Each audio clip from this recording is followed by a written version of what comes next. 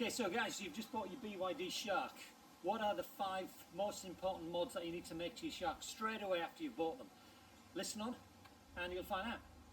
So number 1, first most important mod that you need to do is you need to get yourself a dash cam.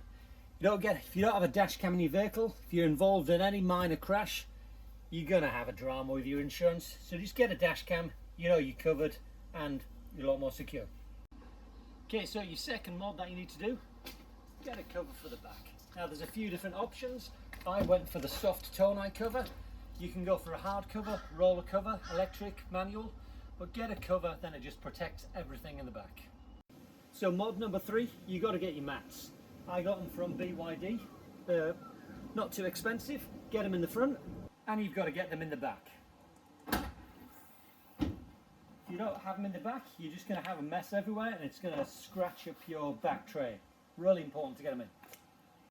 Okay, so number 4 is you want to black out the badges and black out this other paneling here. Before you do that, you can see it's all silver. Blacking it out makes it look so much better.